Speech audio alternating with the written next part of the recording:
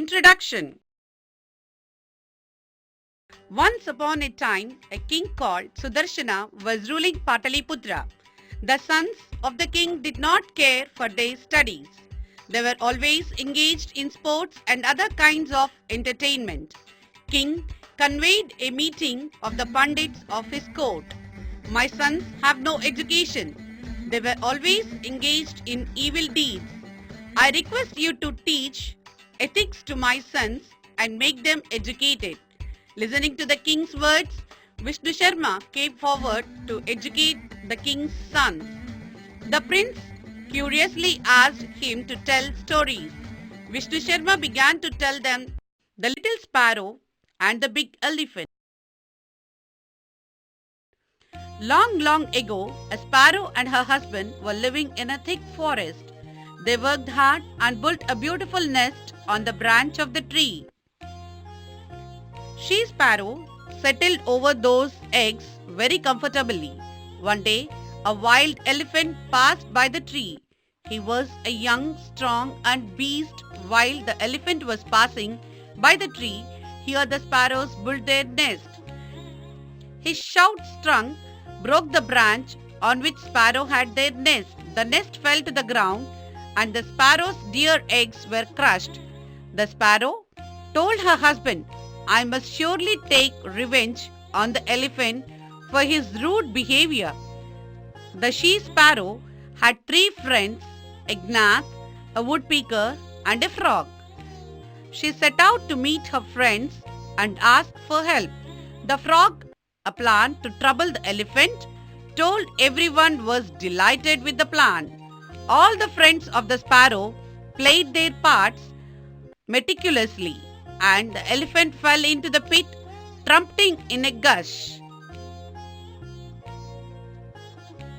Later the sparrow told her husband victoriously, when friends untidily work together, even though they are small, strong and powerful enemies can be easily defeated. The clever jackal. Once there lived a jackal in a thick forest. He was called Mahachaturaka. One day he came across the body of a dead elephant. A lion passing arrived there.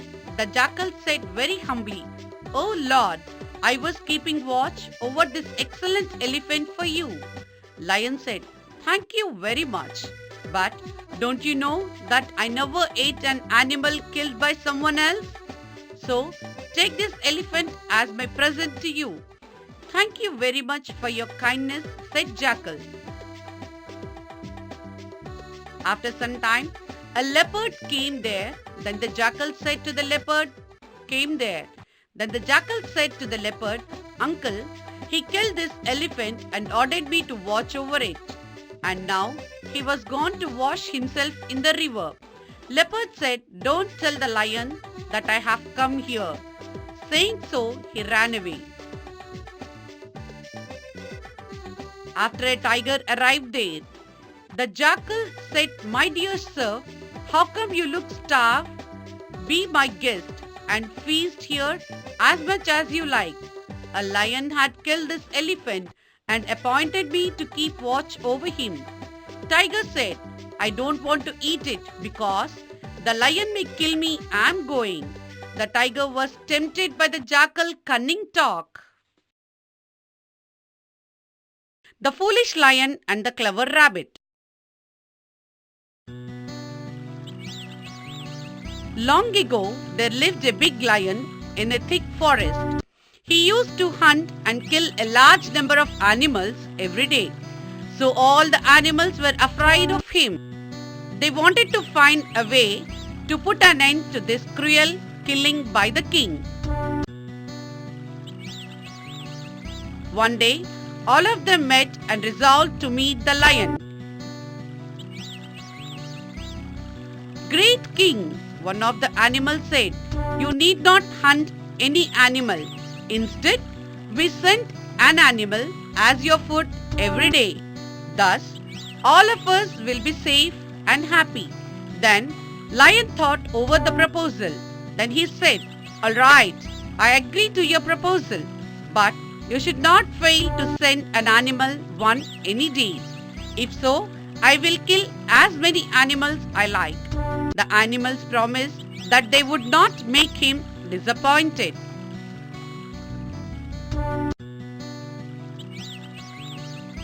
One animal went as his food every day.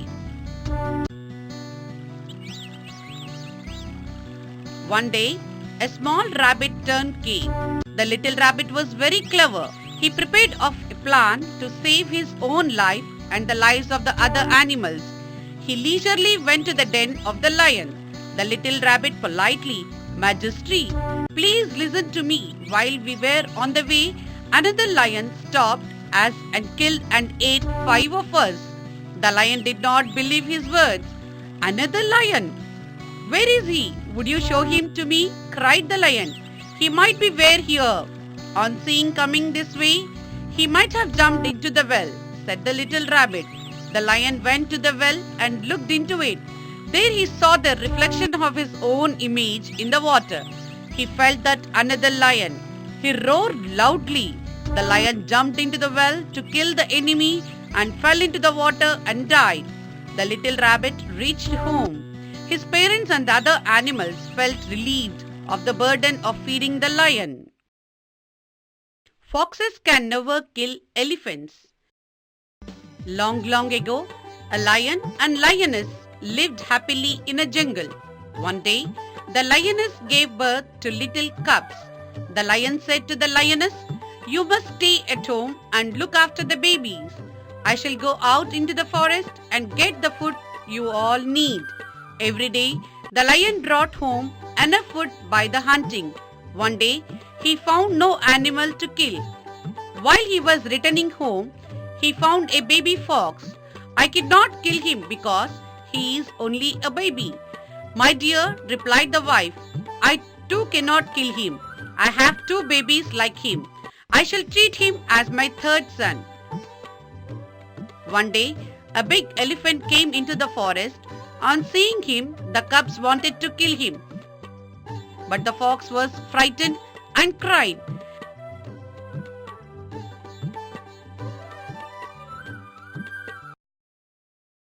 The lion cubs informed their mother and father about the arrival of the elephant and how the fox had fled from the place. Felt insulted. He was angry with the young lions and shouted at them.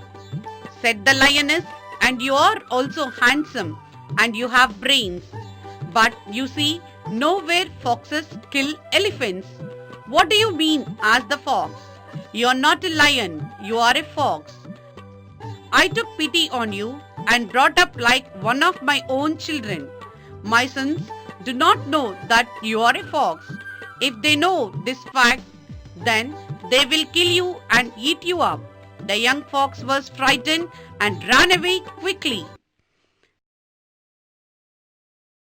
The cheater who deceived the priest.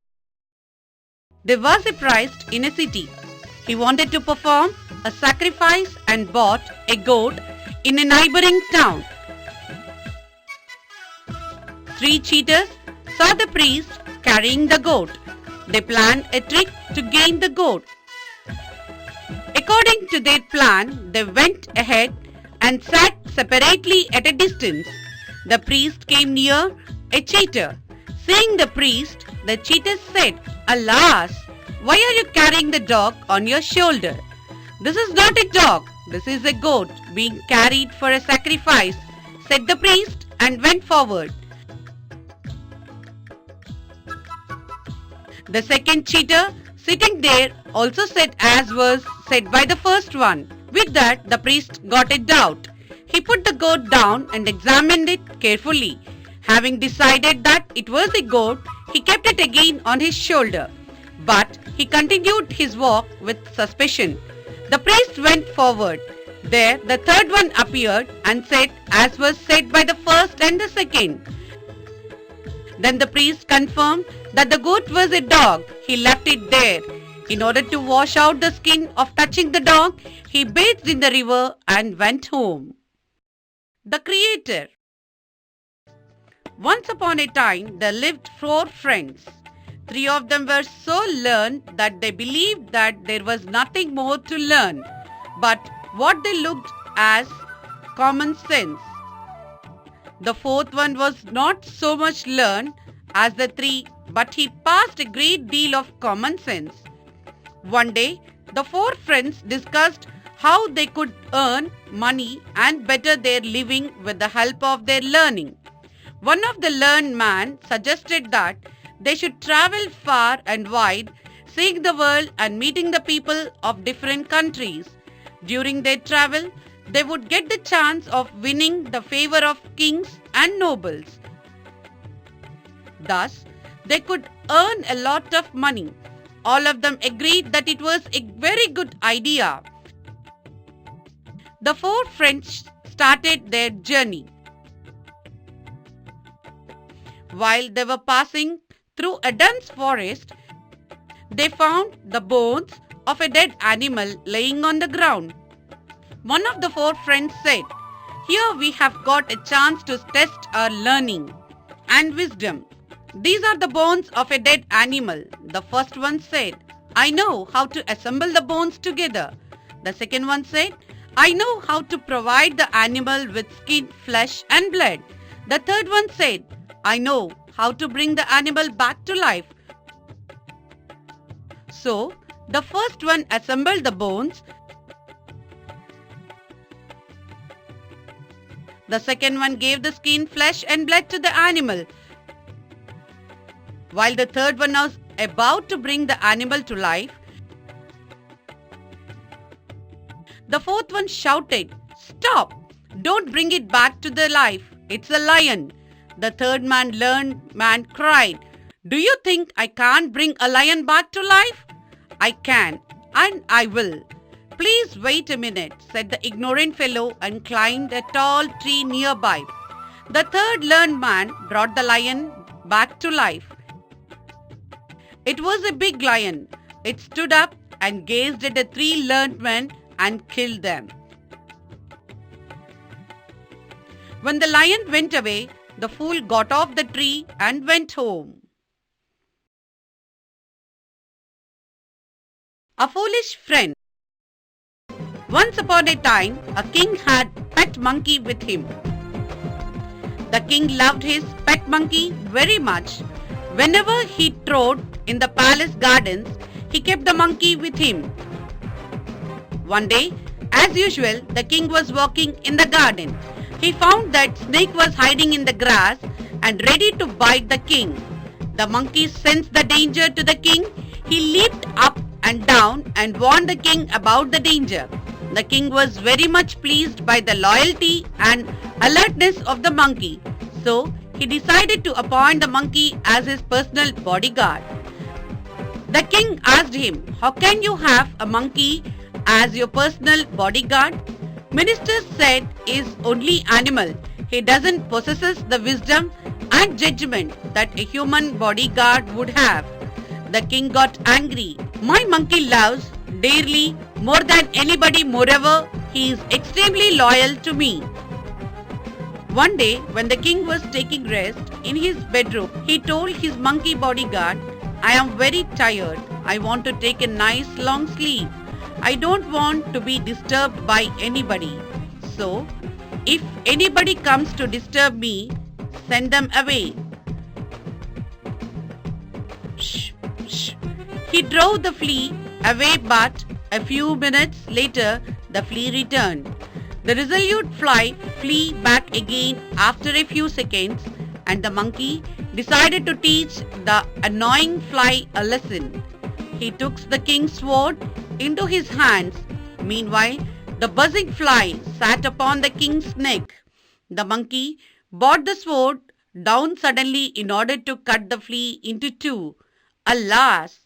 The fly escaped the sword, but the poor king, who was in sound sleep, was cut into two by his own loyal bodyguard. The king hasn't realized that foolish friend, the ungrateful men. Once there lived a poor Brahmin. He had no work to do. The Brahmin resolved to go round the country in search of work. He had no idea what to do. He just started his journey. Reached a thick forest. By evening, he was tired, thirsty, and hungry. He saw a well. He went to the well and looked into the well. To his astonishment, there he saw a tiger, a monkey, a snake, and a man. All of them fell into the well accidentally. "Oh, good Brahmin," the tiger addressed him. "Please pull out so that I can meet my family again." "You are a tiger, a cruel animal," said the Brahmin. "What is the guarantee that you will not kill me?" "Do not afraid of me, dear Brahmin," replied Tiger. "I will not harm you, kindly save me." The Brahmin pulled the tiger and monkey and snake out of the well. Animals thanked him. "Whenever you are in need, please come to me. I shall help to you. Also, help the man." The Brahmin continued his journey. He could not find any work. He decided to commit suicide. He resolved to jump into the river. At that time, he remembered the tiger, the monkey, the snake, and the man who had promised him to help. The Brahmin went first to the monkey. The monkey welcomed and happily and gave him many fruits. The Brahmin thanked the monkey.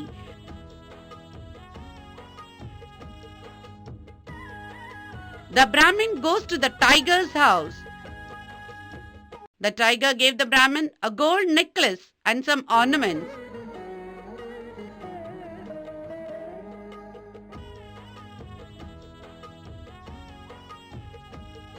Then the man came to his mind. He went to the goldsmith house. Brahmin said, "I have some ornaments with me. Please help me by selling them. Please wait here. I shall come soon." The Brahmin went straight to the king's palace.